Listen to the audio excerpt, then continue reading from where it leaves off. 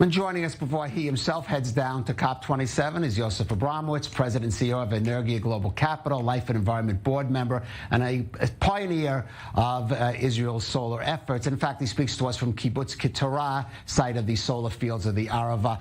Yossi, we'll talk about Israel for a minute. But first of all, how do you see the significance of this COP27 being held here in the Middle East? Well, it's an opportunity. We have two talking points that the delegation has been given. One is regional endeavors, and two, what your report said, that we have technology that can make some breakthroughs on the climate. We have climate solutions. It's also a spiritual opportunity because it's close to us and it's right next to Mount Sinai that many people believe is right there. And so we're calling for a new climate covenant and 10 climate commandments that will hopefully be issued during the course of this summit as well. So it's an opportunity. Right. I'm sure we'll hear nice rhetoric like climate commandments, but let's look at a bit of the reality. Israel, for example, the Prime Minister, Yair Lapid, canceled his participation, so you can argue a bit of a downgrade, even though President Herzog will attend. Israel will present itself as, a pioneer in these alternative fields, but how much of the reality, especially, for example, in alternative energy, is Israel meeting that rhetoric?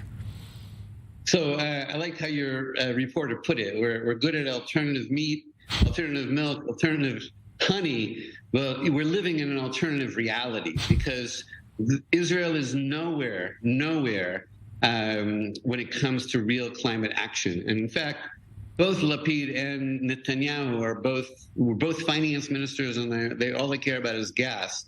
President Herzog is the one decent, powerful voice who understands the moral reckoning of our generation and the biggest threat really to the world as well as to the threat. And it is so appropriate that he's the one representing the state of Israel.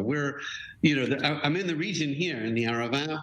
We were the first to achieve 100% solar goals. The UN goals in 2030, we hit in 2020. The UN goals in 2050 for 100%, we're going to hit in 3 years. And so we're proof positive that the world's incrementalism is self-inflicted, and we're not seeing Israel rise to the challenge because the Arava is great, but Israel is like 10%.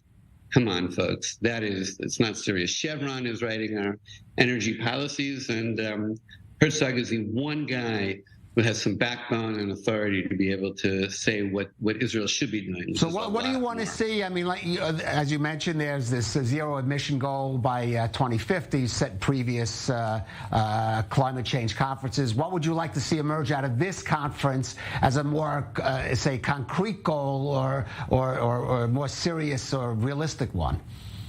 Right. Every country is supposed to come back to this conference from last year and increase its goals. Israel doesn't even have a climate law. We don't even have, ambitious goals.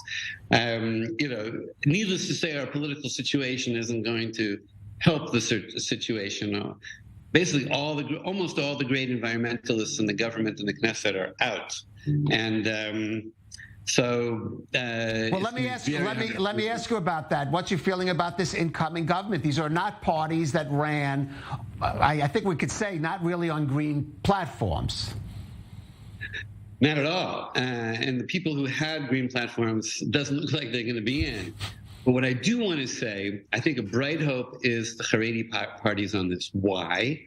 Because they care about cost of living. They're going to come in, they'll probably take over the finance ministry, they'll look at the books, and they're like, wait a second, why are we paying 3 times as much for the gas that we would have for the solar energy? So I actually think the Haredim represent hope because the cost of living is such a key factor that also led to the growth of Shas, representation.